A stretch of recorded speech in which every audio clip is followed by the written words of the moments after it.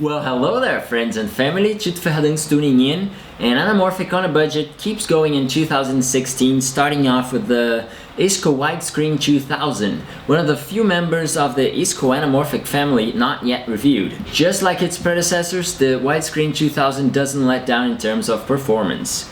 With a desirable stretch factor of 1.5 and an even more desirable compact, lightweight 225 grams and solid build, this is probably the best fixed focus or focus through anamorphic adapter out there. With focus fixed at 4 meters to infinity, getting close-up shots without diopters is gonna seriously cripple image quality. And all the focusing is done using the taking lens focus ring, pretty much like the Century Optics adapter. I've had 3 copies of this lens. The first one came with its original clamp, which was awesome. The second and third did not. So if you're considering one of these, you should start looking for clamps. Designed as a projection lens, the Isco Wide-Screen 2000 doesn't have neither front threads nor rear. So in my case, I used the red stent clamp I had lying around for the Koa, which is considerably larger than the Isco, but they work. Alignment is done by loosening the screws and rotating the anamorphic until the flares are horizontal.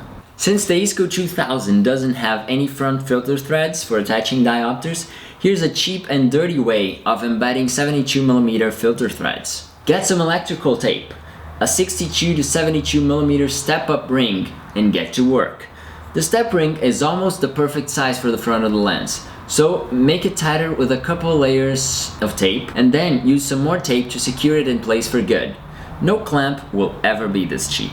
These were quite popular on eBay a while back, but they seem to have vanished with the arrival of variable strength diopters. And so availability is very random for these lenses lately. Prices range from $450 to $900, and every once in a while you can get a good deal, so keep your eyes open. In terms of resolution, this guy kicks the Century's ass, especially around edges. It's sharp even at large apertures, but definitely needs diopters to achieve top image quality in a projection environment. This guy doesn't seem to like very much the Tire 11, which is 135mm. So my guess is it doesn't like very much longer focal lengths. For flares, the label reads MC for multi-coated, and so don't expect strong flares out of this one. It's actually one of the most muted flares I've seen so far, even less than the Isco 42. If you're into anamorphics but despise flares, here's your pick.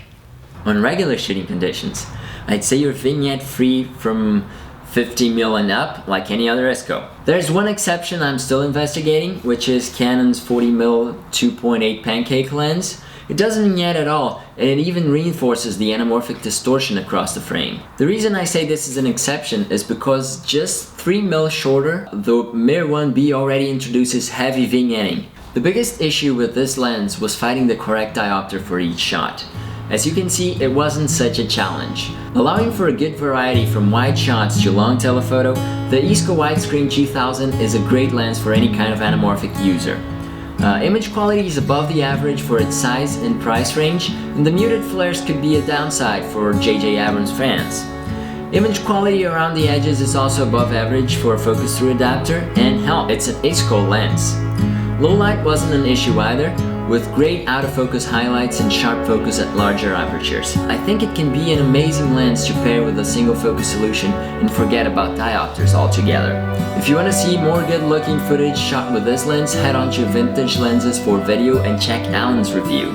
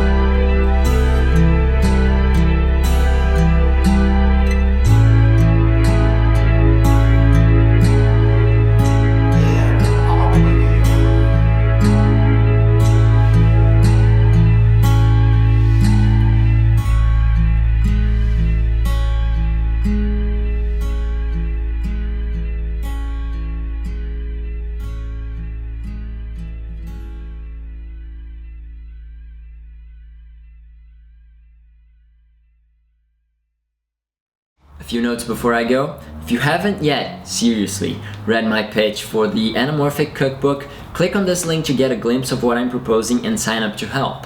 Also head on to the blog to check more anamorphic material, including the all-new anamorphic calculator for vignetting and all kinds of lenses. And don't forget to subscribe to the channel for the upcoming videos and reviews. See you soon. Bye bye.